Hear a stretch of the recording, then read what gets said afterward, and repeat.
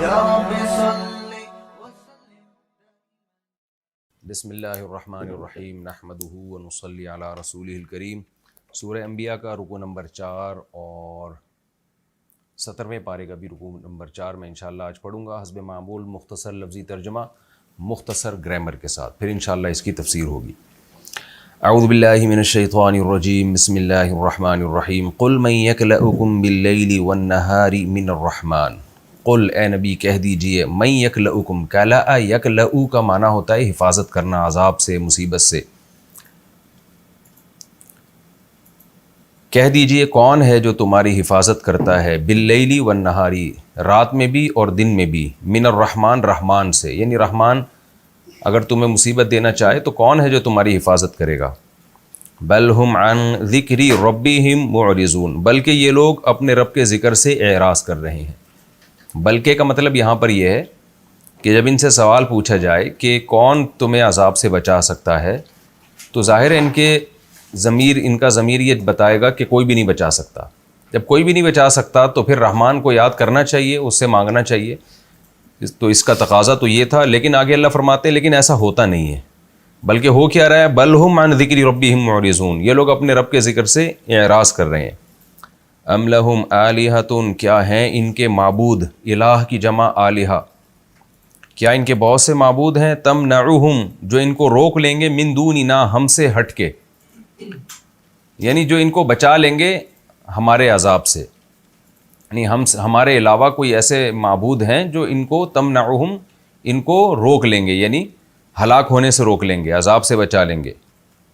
لا یستطیعون نصر انفسہم، اللہ کہتے ہیں یہ جو معبود ہیں ان کے، یہ اپنی جانوں کی اس مدد کی بھی استطاعت نہیں رکھتے، یعنی اپنی مدد کی بھی استطاعت نہیں رکھتے. ولا ہم منا یصحبون، اور نہ ہے یہ ہم سے، یصحبون کا معنی بھی مدد کیا جانا، یعنی یہ ایسے بھی نہیں ہے کہ ان کی ہم سے مدد کی جائے گی. ہم سے کا مطلب ہم سے بچا کے، یعنی ہمارے عذاب سے بچانے کے لیے ان کی مدد کی جائے گی. تو یہ صاحبہ یصحب صحبتاً کا معنی ہوتا ہے کسی کی صحبت میں رہنا. صاحب وہ جو آپ کی صحبت میں رہتا ہے، یعنی آپ کا دوست. تو عام طور پہ دوست مدد کرتا ہے، تو اصطلاح صحیبہ کا معنی مدد کرنا بھی ہے. یعنی لوگ کہتے ہیں نا بھائی میں تمہارے ساتھ ہوں، تم جہاں بھی ہو میں تمہارے ساتھ، کیا مطلب میں تمہیں بچانے والا ہوں. تو یہاں کیا مطلب ہوا، یصحبون، یہ وہ لوگ ہیں کہ اللہ کے عذاب سے بچا کے ان کی صحبت بھی اختیار نہیں کی جائے گی، یعنی ان کی مدد بھی نہیں کی جائے گی، یعنی ان کا کوئی صاحب بھی نہیں ہوگا، کوئی دوست بھی نہیں ہوگا جو ان کے معبود ہیں. یعنی یہ معبود اپنی مدد تو کر نہیں سکتے، خود جب اللہ تعالیٰ ان کو ہلاک کرنا چاہیں تو کوئی اور ان معبودوں کی مدد بھی نہیں کر سکتا. بل متعنا ہؤلاء وآباءہم، بلکہ ہوا یہ ہے کہ ہم نے ان کو اور ان کے باپ دادا کو دنیا کا عیش دیا ہے. متعنا، متع یمتع تمتیعا، دنیا کا عیش و عشرت دینا. یہاں بھی بلکہ کا معنی کیا ہے کہ ان تمام دھمکیوں کو دیکھ کے ان کو ڈر جانا چاہیے، دلائل میں غور کرنا چاہیے، لیکن یہ غور نہیں کرتے. تو جو اصل وجہ ہے وہ یہ نہیں ہے کہ دلائل ہمارے کمزور ہیں، بلکہ اصل وجہ یہ ہے جو اللہ آگے بیان کر رہا ہے کہ ہم نے ان کو اور ان کے باپ دادا کو خوش عیشی دی ہے دنیا اور دنیا میں ہم نے ان کو مزے دیے ہیں. اس مزوں کی وجہ سے یہ اللہ سے غافل ہیں. حتی طال علیہم العمر، یہاں تک کہ ان پر عمر لمبی ہو گئی ہے، یعنی لمبے عرصے تک عیش و عشرت میں لگے رہے ہیں یہ. افلا یرون، تو کیا یہ لوگ دیکھتے نہیں ہیں، انا، کہ بے شک ہم نأتی الارض، زمین کی طرف آ رہے ہیں، ننقصها، اس زمین کو ہم کم کر رہے ہیں. نقص ینقص، کمی کرنا، زمین کو ہم کم کر رہے ہیں، من اطرافها، اس زمین کے اطراف سے، کناروں سے. افاہم الغالبون، تو کیا یہ لوگ غالب آ جائیں گے ہم پر. تو کیا یہ لوگ دیکھتے نہیں ہیں کہ ہم زمین کی طرف آ رہے ہیں اس کو گھٹاتے ہوئے اس کے کناروں سے. اس آیت کا مطلب کیا ہے، یہ جو آگے آتا ہے افاہم الغالبون، تو کیا یہ مشرکین غالب آ جائیں گے. تو اس آیت کی تفسیر یہ کی گئی ہے کہ زمین گھٹ رہی ہے مشرکین کے حق میں. یعنی اسلام چونکہ پھیلتا چلا جا رہا ہے، فتوحات کے اعتبار سے بھی لوگ بھی اسلام میں داخل ہو رہے ہیں، تو زمین سے مراد ہے مکہ کی سرزمین. چونکہ الف لام الارض کا ہے نا، تو الارض پہ الف لام کا مطلب اسپیسیفک ارض، خاص زمین، یعنی مکہ کی زمین خود آہستہ آہستہ مشرکین پہ تنگ ہو رہی ہے. بہت سے لوگ تیزی کے ساتھ اسلام میں داخل ہو رہے ہیں. تو زمین کے کنارے کیا مطلب جزیرہ عرب یا مکہ کے کنارے آہستہ آہستہ مشرکین کے لیے تنگ ہو رہے ہیں. یعنی ہم زمین پہ آ رہے ہیں اس کے کناروں میں کمی کرتے ہوئے. کیا مطلب ہم زمین کے کناروں کو سمیٹ رہے ہیں. تو زمین جو مکہ کی سرزمین ہے وہ مشرکین کے لیے سمٹتی چلی جا رہی ہے, تنگ ہوتی چلی جا رہی ہے. تو کیا یہ لوگ غالب آ جائیں گے؟ یعنی اگر غالب آنا ہوتا تو پہلے آ جاتے نا. تو یہ مغلوب ہونے والے ہیں. تو یہ چیز بھی مشرکین کو چاہیے کہ وہ غور کریں. قل انما انذرکم بالوحی، اے نبی آپ ان سے کہہ دیجئے کہ میں تو تمہیں صرف ڈرا رہا ہوں وحی کے ذریعے. ولا يسمع الصم الدعاء، اور بہرے لوگ پکار نہیں سن سکتے. اذا ما ينذرون، جب ان کو ڈرایا جائے. اذا ما یہ ایک ہی جملہ ہے، جب ان کو ڈرایا جائے، ایک ہی لفظ ہے یہ. وَلَئِن مَّسَّتْهُمْ نَفْحَةٌ مِّنْ عَذَابِ رَبِّكَ، اور اگر ان کو چھو لے، نفحہ کہتے ہیں پھونک، تیرے رب کے عذاب کی ذرا سی پھونک، ذرا سی ہوا ان کو اگر چھو لے، لَيَقُولُنَّ، تو یہ سب کے سب کہیں گے، یا ویلنا، ہائے ہماری بدبختی، اِنَّا كُنَّا ظَالِمِينَ، بے شک ہم ظالم تھے. وَنَضَعُ الْمَوَازِينَ، اور ہم رکھیں گے، وَضَعَ يَضَعُ وَضْعًا، رکھنا، ہم رکھیں گے موازین ترازوؤں کو، میزان وزن کرنے کا آلہ. میں نے جب گردانیں یاد کرائی تھی تو بتایا تھا نا، مزرابن ضرب کا آلہ، اور مضربن مارنے کی جگہ، اور مزراب مارنے کا آلہ. تو وزن یوزنو کو پڑھا جاتا ہے وزن یزینو، وزنن اس کا معنی وزن کرنا. تو میوزان وزن کرنے کا آلہ، اس کو پڑھا جاتا ہے میزان، اور اس کی جمع آتی ہے موازین. تو ہم رکھ دیں گے وزن کرنے کے آلوں کو، یعنی مراد ترازو. آسان ترجمہ یہی بنتا ہے، اردو میں اس کو ترازو کہتے ہیں. ہم ترازو رکھ دیں گے، القسط انصاف والے، یعنی ذات القسط، انصاف والے. یہاں ذات کا لفظ محذوف ہے. انصاف والے ترازو، یعنی وہ ترازو جو انصاف کرتے ہیں، جن میں تول کے صاحب حق کو پورا پورا حق دیا جاتا ہے، وہ والے ترازو ہم رکھیں گے لیوم القیامہ، قیامت کے دن کے لیے، یعنی قیامت کے دن میں. فلا تظلم نفس شیئا، پس کسی نفس پہ ذرہ برابر بھی ظلم نہیں کیا جائے گا. وَإِن كَانَ مِثْقَالَ حَبَّةٍ، اور اگر ہوگا کوئی عمل، مثقال حبہ، ایک دانے کے ثقل کے برابر. ثقل کہتے ہیں بوجھ، مثقال بھی بوجھ کو، وزن کو.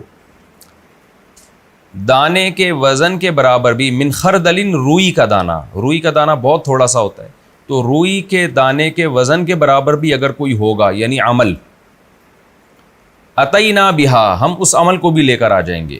وکفا بنا، میں نے بتایا تھا کفا کے بعد با آتا ہے تو یہ اس کا کوئی ترجمہ نہیں ہوتا. جیسے کفا باللہ، کیا مطلب؟ اللہ کافی ہے. تو کفا بنا، ہم کافی ہیں، حاسبین، حساب لینے والوں کے اعتبار سے، یعنی ہم حساب لینے والوں میں ہم خود کافی ہیں. وَلَقَدْ آتَيْنَا مُوسَى وَهَارُونَ الْفُرْقَانَ، اور تحقیق ہم نے دیا موسیٰ اور ہارون کو الفرقان، حق اور باطل میں جدائی کرنے والی. وَضِيَاءً، اور روشنی بھی ہم نے ان کو دی. وَذِكْرًا، اور ہم نے ان کو نصیحت دی. لِلْمُتَّقِينَ، پرہیزگاروں کے لیے. مراد اس سے تورات ہے، جس کو اللہ نے فرقان بھی کہا، ضیاء بھی کہا، ذکر بھی کہا. یہ متقین وہ لوگ ہیں، الذین یخشون ربہم بالغیب، یہ وہ لوگ ہیں جو اپنے رب سے بن دیکھے ڈرتے ہیں. بالغیب کا مطلب غیب میں، یعنی بغیر دیکھے رب سے ڈرتے ہیں. وہم من الساعۃ مشفقون، اور یہ سب قیامت سے ڈرتے ہیں. شفیقہ یشفق، شفقاً کا معنی گھبرانا، ڈرنا. اشفقہ کا معنی بھی یہی ہے، میں کئی بار یہ لفظ ایکسپلین کر چکا ہوں. وہم من الساعۃ مشفقون، اور یہ قیامت سے بھی ڈرتے ہیں. وَهَذَا ذِكْرٌ، اور یہ قرآن بھی ایک نصیحت ہے. ہذا، یہ جو ہے یہ بھی ایک نصیحت ہے. مبارکن، برکت والی ہے. انزلناہ، جسے ہم نے نازل کیا. افانتم لہ منکرون، تو کیا تم اس کا بھی انکار کر رہے ہو، اس قرآن کا بھی. یہ جناب اس رکوع کا مختصر لفظی ترجمہ ہو گیا. اب ہم اس کی تفسیر کی طرف چلتے ہیں. آپ کو پتہ ہے کہ پچھلے رکوع میں یہ تذکرہ چل رہا تھا کہ مشرکین یہ کہتے تھے کہ متی ھذا الوعد ان کنتم صادقین، یہ وعدہ کب پورا ہوگا اگر تم اے ایمان والو تم سچے ہو، یعنی عذاب کب آئے گا. تو اللہ نے بتایا کہ جب عذاب آئے گا نا تو تم اپنے چہرے سے اس عذاب کو ہٹا نہیں سکتے. قیامت کا دن ایسا ہوگا کہ کاش یہ لوگ وہ منظر دیکھ لیتے جب آگ ان کے چہروں کو اور ان کی پشت کو جلا رہی ہوگی، اور یہ نہ اپنی پشت سے آگ ہٹا سکیں گے اور نہ اپنے چہروں سے آگ ہٹا سکیں گے۔ تو اسی مضمون کی تکمیل ہے کہ اے نبی ان سے کہہ دیجئے کہ تم خود اپنے ضمیر میں غور کرو، اپنے دل سے سوچ کے بتاؤ کہ اگر اللہ کا تم پر عذاب آ جائے تو تمہیں رحمان کے عذاب سے کوئی بچا سکتا ہے کیا؟ یعنی اس عذاب کو تم مانگ تو رہے ہو اور عذاب نہیں آتا تو تم یہ سمجھتے ہو کہ اس سے پتہ چلتا ہے کہ ہمارے پتھروں کے بنے ہوئے معبود برحق ہیں، کیونکہ عذاب نہیں آ رہا ہم تو انہی کی عبادت کر رہے ہیں۔ تو اے نبی آپ ان سے پوچھئے کہ تھوڑی دیر کے لیے فرض کر لو عذاب آ گیا، تو کیا تمہارے پتھر کے معبود تمہیں عذاب سے بچا لیں گے؟ یعنی ان عذاب آئے نہ آئے، ان پتھروں کے معبودوں کا عاجز ہونا تو بہرحال ثابت ہو گیا نا۔ یہ بڑا زبردست استدلال ہے قرآن مجید کا۔ قرآن کہتا ہے قُلْ مَن يَكْلَؤُكُمْ بِاللَّيْلِ وَالنَّهَارِ مِنَ الرَّحْمَٰنِ، اے نبی ان سے کہہ دیجئے تمہیں کون ہے جو رحمان کے عذاب سے دن میں یا رات میں بچا لے گا؟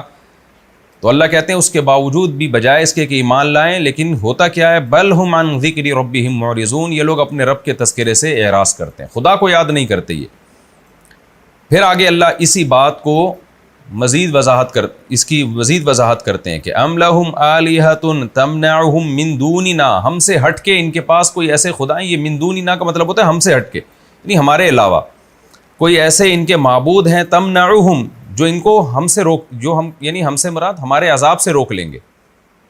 کیا یہ تمہارے معبود روک لیں گے؟ یعنی پہلے اللہ نے یہ سوال کیا کہ بتاؤ اگر تم پر عذاب آ جائے تو رحمان کے عذاب سے کون بچا سکتا ہے تمہیں؟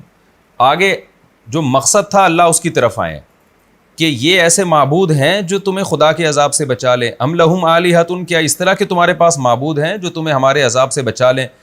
ظاہر ہے اس کا جواب ہے نہیں ہے۔ تو آگے اللہ خود بتاتے ہیں کہ یہ تمہیں اللہ کے عذاب سے تو کیا بچائیں گے، ان پر کوئی مصیبت آئے گی تو یہ اپنی مدد نہیں کر سکتے، تو جو اپنی مدد نہیں کر سکتا وہ تمہاری مدد کہاں سے کرے گا؟ لا یستطیعون نصر انفسہم، یہ معبود تو خود اپنی مدد بھی نہیں کر سکتے، ولا ہم منا یصحبون، اور نہ ہمارے عذاب سے بچا کے کوئی اور ان کی مدد کر سکتا ہے، یصحبون کوئی اور ان کا ساتھی بن سکتا ہے۔ بل متعنا ہؤلاء وآباءہم، اصل بات یہ کہ اے محمد صلی اللہ علیہ وسلم دلائل کا مسئلہ نہیں ہے کہ ان کو آپ کے دلائل سمجھ میں نہیں آ رہے، اصل بات یہ ہے بل متعنا ہؤلاء، بلکہ بات یہ ہے کہ ہم نے ان کو اور ان کے باپ دادا کو عیش و عشرت میں رکھا ہے، عذاب دیکھا نہیں ان لوگوں نے، اس لیے شریعت کی دھمکیوں کو اور اللہ کی دھمکیوں کو یہ ہلکا لے رہے ہیں۔ تو ہم نے ان کو اور ان کے باپ دادا کو خوش عیشی میں رکھا ہے، حتیٰ طال علیہم العمر، عمر ان پر بڑی لمبی ہو گئی ہے، یعنی لمبی عمر اسی حال میں گزری ہے ان کی کہ کبھی کوئی عذاب نہیں دیکھا، طوفان زلزلے نہیں دیکھے، خدا کے عذاب کو نہیں دیکھا، تو اسی میں مست ہو گئے ہیں۔ اب اس غفلت میں ہے کہ ہم تو اتنے عرصے سے ہم بھی ہمارے باپ دادا بھی بت پرستی کر رہے ہیں، آج تک تو کوئی عذاب آیا نہیں، تو اس چیز نے ان کو غافل کر دیا ہے۔ تو آگے اللہ فرماتے ہیں اس غفلت کے پردے سے نکلو، اس لیے کہ تم یہ دیکھ رہے ہو کہ زمین تمہارے ہاتھ سے نکلتی جا رہی ہے، تمہاری سرداری ختم ہوتی جا رہی ہے، یعنی دنیا میں بھی اللہ دکھا رہا ہے کہ اسلام غالب آ رہا ہے۔ افلا یرون، تو کیا یہ لوگ دیکھتے نہیں ہیں انا ناتی الارض ننقصها من اطرافها، کہ ہم زمین میں اس کے چاروں طرف سے کمی کرتے ہوئے آ رہے ہیں، یعنی ہم زمین کے پاس آ رہے ہیں، ظاہر ہے اللہ تو نہیں آئے گا زمین کے پاس، یہ ایک محاورتاً کہا جاتا ہے کہ ہم یہ کام کرتے ہوئے آ رہے ہیں، یعنی ہم مسلسل زمین کو چاروں طرف سے مشرکین کے اوپر سمیٹ رہے ہیں، تنگ کر رہے ہیں، دھڑا دھڑ لوگ ان کی سختیوں کے باوجود مسلمان ہو رہے ہیں اور زمین ان کی ہاتھ سے نکلتی جا رہی ہے۔ تو کیا یہ لوگ دیکھتے نہیں ہیں افاہم الغالبون، تو کیا یہ لوگ ہم پہ غالب آ جائیں گے؟ آنا ہوتا تو اب تم پاور میں ہو، اب آ جاتے، اتنی پاور کے باوجود زمین تمہارے ہاتھ سے نکل رہی ہے اور سمٹ رہی ہے، تو بعد میں تم کیسے ہم پہ غالب آ سکتے ہو؟ قل انما انذرکم بالوحی، اے نبی آپ ان کو ان سب باتوں کے بعد بتا دیجئے میں تمہیں وحی کے ذریعے ڈرا رہا ہوں، یہ جتنے الفاظ میں تمہیں ڈرانے کے لیے کہہ رہا ہوں یہ خدا کی طرف سے نازل کردہ ہیں، سلیکٹڈ الفاظ ہیں، تو اسی وحی کو تمہارے سامنے بیان کر رہا ہوں۔ لیکن اس کے باوجود اللہ نبی کو تسلی دیتا ہے کہ یہ بھی سمجھ لیں وَلَا يَسْمَعُ الصُّمُّ الدُّعَاءَ، بہرے لوگ پکار کو نہیں سنتے جب ان کو ڈرایا جاتا ہے۔ تو اگر آپ کی اس پکار پہ یہ جواب نہ دیں تو سمجھ لیں کہ بہروں کے سامنے بات کرنا، اس سے اگر وہ بات نہیں سنتے تو یہ آپ کا قصور نہیں ہے بلکہ ان میں سمجھنے کی سننے کی صلاحیت ہی ختم ہو گئی ہے۔ اور رہا مسئلہ عذاب کا کہ عذاب کیوں نہیں آتا، تو اللہ نے بتایا کہ ابھی تو یہ عذاب مانگ رہے ہیں، لیکن ان کی حالت یہ ہے کہ عذاب تو دور کی بات، عذاب کا ایک ہلکا سا جھونکا بھی آ گیا تو ان کی چیخیں نکل جائیں گی۔ وَلَئِن مَّسَّتْهُمْ نَفْحَةٌ مِّنْ عَذَابِ رَبِّكَ، اگر ان کو تیرے رب کے عذاب کا ذرا سا بھی نفحہ ینفعو کا معنی پھونک مارنا، ذرا سی پھونک بھی اگر ان کو تیرے رب کے عذاب کی لگ گئی، لَيَقُولُنَّ، تو یہ سب یہ کہیں گے یا وَيْلَنَا إِنَّا كُنَّا ظَالِمِينَ، ہائے ہماری بدبختی، بے شک ہم ظالم تھے۔ اور آج ہم نے لبرل اور مذہب مخالف لوگوں کا یہ حال دیکھا ہے، جو مذہب کو نہیں مانتے نا، اللہ سے نہیں ڈرتے، بڑے خوش عیشی میں ٹائم گزارتے ہیں اور جیسے بس یہی دنیا اصل ہے، لیکن تھوڑا سا کوئی قدرتی آفت آئے نا تو آپ ان کی چیخیں دیکھیں کیسے نکلتی ہیں، کیونکہ ان کو تو امید ہی نہیں ہوتی، توقع ہی نہیں ہوتی کہ کچھ جس حالت میں ہم زندگی گزار رہے ہیں یہ چینج بھی ہو سکتی ہے۔ ذرا سی کوئی آئے نا تو پھر ان کی ڈپریشن سے حال دیکھیں اور ان کی چیخیں دیکھیں کیا نکلتی ہیں۔ وَنَضَعُ الْمَوَازِينَ الْقِسْطَ لِيَوْمِ الْقِيَامَةِ، اللہ فرماتے ہیں کہ ذرا سا عذاب آ جائے تو حال یہ ہوگا، اور قیامت کا حال کیا ہوگا کہ ہم میزان کے ترازوؤں کو، عدل کے ترازوؤں کو قیامت کے دن قائم کریں گے۔ ترازوؤں سے مراد یہ کہ یا تو ہر شخص کے لیے الگ ترازو ہوگا، یا ایک ہی ترازو کو اللہ نے بہت سے ترازو سے تعبیر کیا ہے کہ ایک ترازو مختلف قسم کے اعمال تولے گا، تو ہر دفعہ جس چیز کو تولے گا اس کو ایک الگ ترازو سے تعبیر کیا ہے۔ جیسے قرآن میں آتا ہے نا مشرق اور مغرب، لیکن مشرقین مغربین بھی ہے، مشارق مغارب بھی ہے، تو ایک ہی مشرق کو کبھی ایک مشرق کہا اللہ نے، کبھی اس کو دو مشرق کہا کہ سورج سردیوں میں جہاں سے نکلتا ہے اور گرمیوں میں جہاں سے نکلتا ہے، وہ دونوں الگ الگ مشرق ہو گئے۔ اور کبھی ہر دن جو سورج تھوڑی سی ڈائریکشن چینج کرتا ہے طلوع ہونے میں، ان تمام مشرقوں کو اللہ نے مشرقوں سے تعبیر کر کے مشارق کہا ہے۔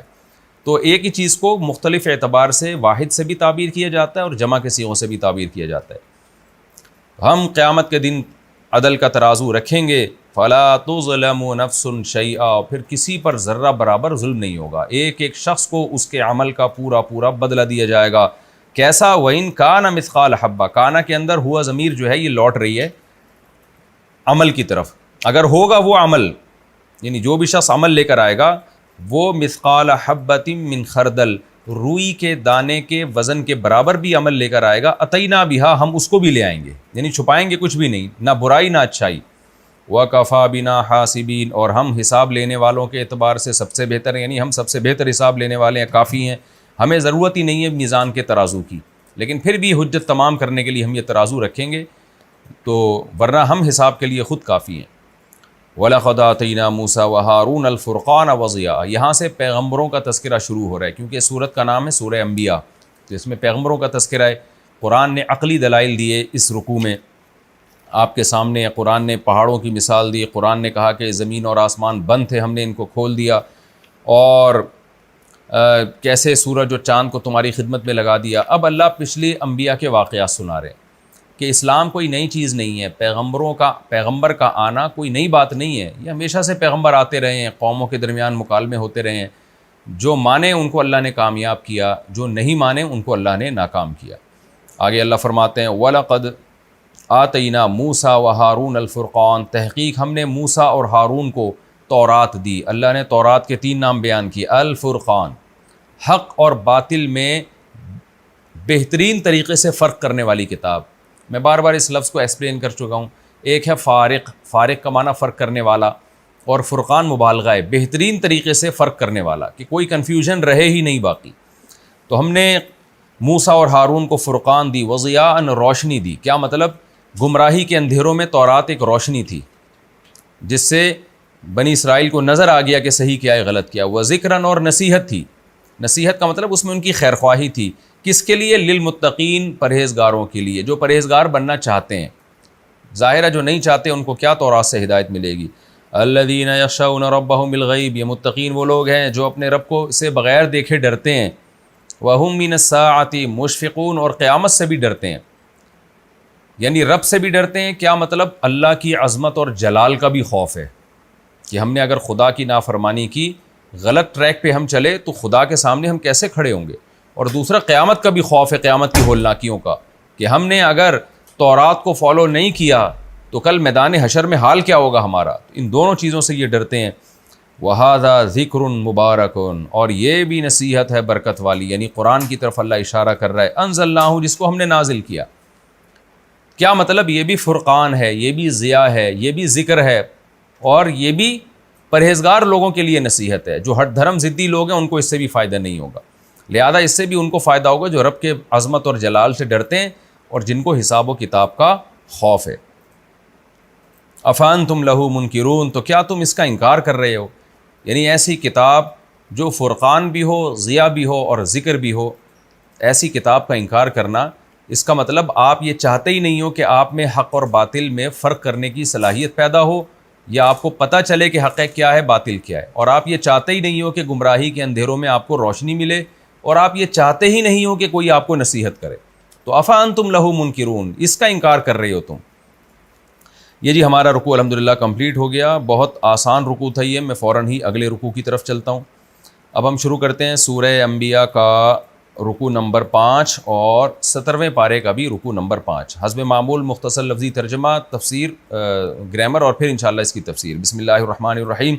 وَلَقَدْ آتَيْنَا إِبْرَاهِيمَ رُشْدَهُ مِن قبل، البتہ تحقیق ہم نے ابراہیم کو ان کی رشد دی۔ رشد ہدایت کو کہتے ہیں، سمجھداری کو کہتے ہیں۔ رشید کا مطلب سمجھدار آدمی، سیدھے راستے پہ چلنے والا، کیونکہ سمجھدار ہی سیدھے راستے پہ چلتا ہے۔ ارشاد کا لفظ سنا ہوگا نا، کسی کی رہنمائی کرنا، کہتے ہیں جی آپ اس بارے میں، یہ جو ہم کہتے ہیں نا آپ ارشاد فرمائیں، تو یہ اصل میں رہنمائی کا معنی میں تھا کہ یعنی آپ کچھ بولیں جس سے ہمیں صحیح بات سمجھ میں آئے، تو پھر اردو میں یہ لفظ ارشاد بن گیا کہ آپ کچھ بھی فرمائیں چاہے اس میں ہدایت نہ بھی ہو، ورنہ اصل میں ارشاد کا معنی ہوتا ہے کسی کی رہنمائی کرنا، رشد کی طرف لے کے جانا کسی کو، رشد و ہدایت۔ وَلَقَدْ آتَيْنَا إِبْرَاهِيمَ رُشْدَهُ مِن قبل، البتہ تحقیق ہم نے ابراہیم کو ان کی رشد دی، یعنی ان کی سمجھداری عطا کی، من قبل پہلے، یعنی موسیٰ اور ہارون سے پہلے ہم نے ابراہیم کو دی۔ وَكُنَّا بِهِ عَالِمِينَ، اور تھے ہم ابراہیم کے بارے میں عالمین، جاننے والے۔ عالم تھا، جاننا، عالمین جمع ہے، تو جمع کا صیغہ اللہ اپنے لیے لے کر آئے ہیں، کیونکہ کننا میں اصل میں تھا کوننا، ضربنا، تو ہم تھے، تو یہ تعظیم کے لیے اپنے لیے جمع کا صیغہ استعمال کیا جاتا ہے۔ اذ قال لأبیہ، جب ابراہیم نے کہا اپنے والد سے، وقومہ، اور اپنی قوم سے، ما ہذہ التماثیل، یہ کیا تصویریں ہیں؟ تمثال کی جمع تماثیل، تو وہ جو بت بناتے تھے نا، تصویریں ہی تھی وہ۔ ما ہذہ التماثیل، یہ کیا تصویریں ہیں؟ انتم لہا عاکفون، کہ تم ان کے سامنے بیٹھے رہتے ہو۔ ما ہذہ التماثیل التی انتم لہا عاکفون، یہ کیسی تصویریں ہیں جن کے سامنے تم جھکے رہتے ہو۔ قالوا وجدنا آباءنا لہا عابدین، کہنے لگے ہم نے پایا ہے اپنے باپ دادا کو۔ آبا اب کی جمع ہے، اب یعنی اب باپ کو کہتے ہیں، آبا جو باپ دادے گزرے ہیں۔ ہم نے اپنے باپ دادوں کو پایا ہے لہا عابدین، انہی تصویروں کی عبادت کرتے ہوئے۔ قال لقد کنتم، حضرت ابراہیم نے فرمایا البتہ تحقیق تم بھی، انتم تم بھی، و آباؤکم اور تمہارے باپ دادا بھی، فی ضلال مبین کھلی ہوئی گمراہی میں ہیں۔ قالوا وہ کہنے لگے، اجئتنا بالحق، اے ابراہیم کیا تو آیا ہے حق کے ساتھ؟ ام انتا من اللاعبین، یا تو کھیل کرنے والوں میں سے ہے؟ یعنی اے ابراہیم کیا تو بالکل سیریسلی یہ بات کہہ رہا ہے؟ حق کے ساتھ کا مطلب حق بعض دفعہ مذاق کا الٹ بھی ہوتا ہے، مزاح اور غیر سنجیدہ کی اپوزٹ بھی ہے حق، تو کیا مطلب ہوگا کہ تو سیریسلی یہ بات کہہ رہا ہے یا تو ہمارے ساتھ مذاق کر رہا ہے؟ قال، ابراہیم علیہ السلام نے فرمایا، بلکہ بات یہ ہے، یعنی میں مذاق نہیں کر رہا، بات اصل میں یہ ہے، ربکم رب السماوات، کہ تمہارا رب آسمانوں کا رب ہے، والارض اور زمین کا رب، الذی فطرہن، وہ رب جس نے ان آسمانوں اور زمین کو پیدا کیا، وانا علی ذالکم، اور میں اس بات پر من الشاہدین، گواہوں میں سے ہوں، میں گواہی دیتا ہوں کہ تمہارا رب وہ ہے جس نے آسمانوں اور زمینوں کو پیدا کیا۔ وَتَاللَّهِ، اور اللہ کی قسم، لَأَكِيدَنَّ أَصْنَامَكُمْ، کادہ یکیدو کا معنی بری تدبیر کرنا، میں بری تدبیر کروں گا تمہارے بتوں کے ساتھ۔ صنم کہتے ہیں پتھر کے بت کو، اسنام اس کی جمع۔ بعد ان تولوا، بعد اس کے کہ تم پیٹ پھیرو گے، مدبرین، تم جاؤ گے مدبرین پیٹ پھیرتے ہوئے، ادبر یدبر ادبارن کا معنی پیٹ پھیرنا، اس کو کہتے ہیں حال مؤکد۔ تولوا کا مطلب تم پھرائے جاؤ گے، تو تولا کا معنی ہی پیٹ پھیرنا ہے، ادبار کا معنی پھر پیٹ پھیرنا، تو اس کو کہتے ہیں یہ یعنی اسی پیٹ پھیرنے کے لفظ کو اللہ اسی معنی کو دوسرے لفظ سے تکرار کیا ہے اس کا۔ یعنی تم جب یہاں سے پشت پھیر کے جاؤ گے تو اللہ کی قسم میں تمہارے بتوں کی گت بناؤں گا. یہ دل میں کہا ابراہیم علیہ السلام نے. فجعلہم جذاذا، پھر ابراہیم علیہ السلام نے بنا دیا ان کو ٹکڑے ٹکڑے. جزاز بمعنی مفعول ہے، فعال عربی میں مفعول کے معنی میں آتا ہے مجذوذ. تو جزا کا معنی بھی کاٹنا بھی، بالوں کا کاٹنا میں بھی آتا ہے یہ. تو کٹے ہوئے یعنی جو ٹکڑے ٹکڑے ہوتے ہیں. میں ان کو حضرت ابراہیم نے بنا دیا ان بتوں کو ٹکڑے ٹکڑے. الا کبیر لہم، مگر ان بتوں میں جو بڑا تھا اس کو نہیں بنایا. لعلہم الیہ یرجعون، تاکہ لوگ اس کی طرف لوٹیں. اب یہ الہی کی میں دو مفہوم بنتے ہیں، یا ابراہیم علیہ السلام کی طرف لوٹیں اور ابراہیم سے پوچھیں کہ یہ کیا ہوا ہے تو میں پھر بتاؤں گا کیا کیا میں نے، یا یہ کہ بڑے سے پوچھیں کیونکہ وہ اکیلا ہی ایسا ہے جو صحیح سالم ہے، تو پھر ظاہر ہے بنتا ہے اس سے پوچھنا کہ اگر تو نے نہیں کیا تو تو خود ٹھیک کیوں ہے. قالوا من فعل هذا بآلهتنا، وہ سارے لوٹے ابراہیم علیہ السلام کی قوم کے لوگ جب بتوں کی حالت دیکھی تو کہنے لگے من فعل هذا، کون ہے جس نے یہ کیا ہے. هذا کا مطلب یہ کام کیا ہے. بآلهتنا، ہمارے معبودوں کے ساتھ. انہ لمن الظالمین، بے شک وہ بڑے ظالموں میں سے، یعنی جس نے ہمارے بتوں کی یہ قت بنائی ہے. قالوا، پھر خود ہی کہنے لگے ان میں سے کچھ لوگ کہنے لگے سمعنا فتن، ہم نے ایک نوجوان سنا ہے. فتح عربی میں نوجوان، فتیان اس کی جمع آتی ہے. یذکرہم، جو ان بتوں کا تذکرہ کرتا رہتا ہے. یقال لہ ابراہیم، جس کو ابراہیم کہا جاتا ہے. قالوا، باقی لوگ کہنے لگے فأتوا بہ، لے آؤ اس کو. عطا کے بعد جب با آئے تو میں نے بتایا نا لانا. علی اعین الناس، لوگوں کی نظروں کے سامنے. عین آنکھ کو کہتے ہیں، اعین اس کی جمع. لوگوں کی آنکھوں کے سامنے اس کو لے آؤ. لعلہم یشہدون، تاکہ لوگ خود دیکھ لیں منظر اپنی آنکھوں سے. قالوا، لوگ کہنے لگے اانت فعلت ھذا، کیا تو نے کیا ہے یہ سب کچھ بآلہتنا، ہمارے معبودوں کے ساتھ. یا ابراہیم، اے ابراہیم. قال، ابراہیم نے فرمایا بل فعلہ کبیرہم ھذا، نہیں بلکہ کیا ہے یہ سب کچھ کبیرہم ھذا، ان کے بڑے نے جو یہ ہے. فاسألوہم، لہذا تم ان سب سے پوچھ لو. ان کانوا ینطقون، اگر یہ بول سکتے ہیں. نطق ینطقو کو معنی بولنا، یہ بول سکتے ہیں تو ان سے پوچھ لو، یہ خود بتائیں گے کہ جی اس نے کیا.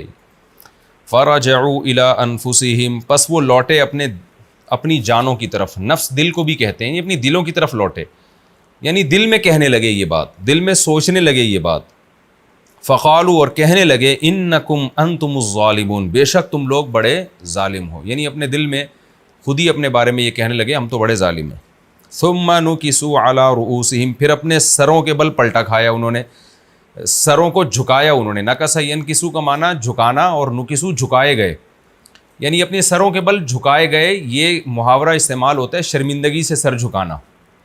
بعض دفعہ انسان شرمندہ ہو جاتا ہے نا تو شرمندگی میں خود سر جھکاتا نہیں، غیبی طاقت اس کے سر کو جھکا دیتی ہے. اتنا شرمندہ ہو جاتا ہے کہ بعض صیغے قرآن میں فعل مجہول استعمال ہوتے ہیں. جیسے میں نے بتایا نا القی السحرۃ ساجدین، جادوگر سردے میں ڈال دیے گئے. تو ڈال دیے گئے کا مطلب یہ کہ ایک دم موسیٰ علیہ السلام سے ایسے متاثر ہوئے کہ بس لاشعوری طور پر وہ سردے میں چلے گئے. تو یہاں بھی ایسا ہی ہے کہ لاشعوری طور پر ان کے سر جھک گئے شرمندگی سے، ندامت سے، اور کہنے لگے لقد علمت ما هؤلاء ينطقون، اے ابراہیم تو جانتا ہے کہ یہ لوگ بول نہیں سکتے ہیں. قال افتعبدون من دون اللہ، ابراہیم علیہ السلام نے فرمایا تو کیا تم عبادت کرتے ہو اللہ کو چھوڑ کے، ما لا ينفعکم شیئا، ان معبودوں کی جو تمہیں ذرا فائدہ نہیں پہنچا سکتے، ولا یضرکم، اور نہ تمہیں نقصان پہنچا سکتے ہیں.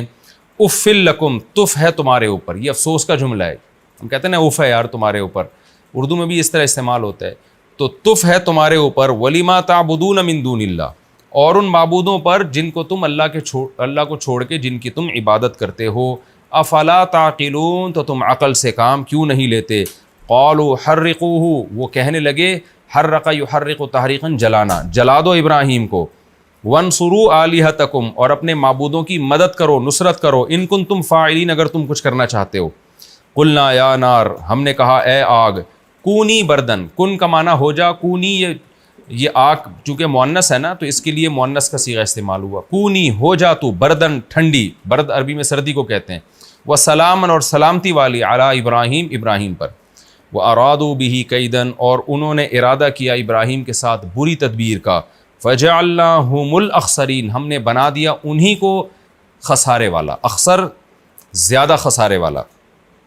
وَنَجَّيْنَاهُ وَلُوطًا اور ہم نے ابراہیم کو نجات دی اور لوط کو بھی نجات دی. إِلَى الْأَرْضِ ایک ایسی زمین کی طرف الَّتِي بَارَكْنَا فِيهَا جس زمین میں ہم نے برکتیں رکھی ہیں للعالمین جہان والوں کے لیے.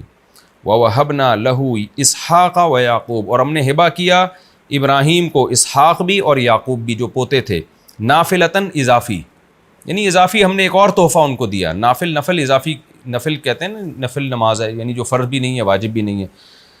وَكُلًّا جَعَلْنَا صَالِحِينَ اور سب کو ہم نے نیک بنایا. وَجَعَلْنَاهُمْ أَئِمَّةً اور بنایا ہم نے سب کو امام, یعنی ابراہیم علیہ السلام کی اولاد میں جو یہ اسحاق اور پیدا ہوئے اور خود ابراہیم, ان سب کو ہم نے بنایا ائمہ امام. امام کی جمع ائمہ آتی ہے. یہدون بامرنا جو لوگوں کی رہنمائی کرتے تھے ہمارے حکم سے.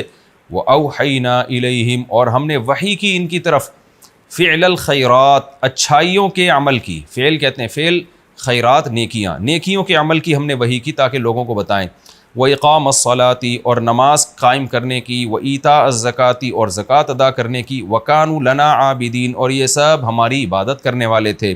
وَلُوطًا آتَيْنَاهُ حُكْمًا وَعِلْمًا اور لوط کو بھی ہم نے حکم یعنی فیصلے کی قوت یعنی مراد نبوت ہے اور علم عطا کیا. تفسیر میں ڈیٹیل آئے گی انشاءاللہ. وَنَجَّيْنَاهُ مِنَ الْقَرْيَةِ اور ہم نے ان کو نجات دی ایک ایسی بستی سے. الَّتِي وہ بستی كَانَتْ تَعْمَلُ الْخَبَائِث جو خبائث عمل کرتی تھی, یعنی مراد لڑکوں سے بدفعلی. خبیثہ کی جمع خبائث آتی ہے کیونکہ سارے قوم کرتی تھی, ان سب کو خبائث سے تعبیر کیا گیا. ان میں شرک بھی تھا اور بھی بہت سارے بدعمالیاں تھیں, اس وجہ سے اس کو خبائث کہا. انہم کانوا قوم سوء فاسقین یہ برے قوم تھی, فاسقین فسق و فجور والی تھی. وادخلناہ فی رحمتنا اور لوط کو ہم نے اپنی رحمت میں داخل کر لیا. انہ من الصالحین بے شک وہ نیک لوگوں میں سے تھے. یہ جی اس رکوع کا لفظی ترجمہ ہو گیا. وقت تو ہمارا بھی باقی ہے لیکن اس میں تفسیر پوری نہیں ہو سکے گی اور ادھوری رہ جائے گی, اور پورے رکوع میں ایک ہی واقعہ بیان کیا گیا ہے, تو میں انشاءاللہ اس کو اگلے ایپیسوڈ کے لیے مؤخر کرتا ہوں. تو اگلے ایپیسوڈ میں انشاءاللہ ہم سورہ انبیاء کا رکوع نمبر 5 اور 17ویں پارے کا بھی رکوع نمبر 5 اس کی تفسیر سے ہم اسٹارٹ کریں گے. اللہ تعالی ہمیں سمجھنے کی, عمل کی توفیق عطا فرمائے. وما علینا الا البلاغ.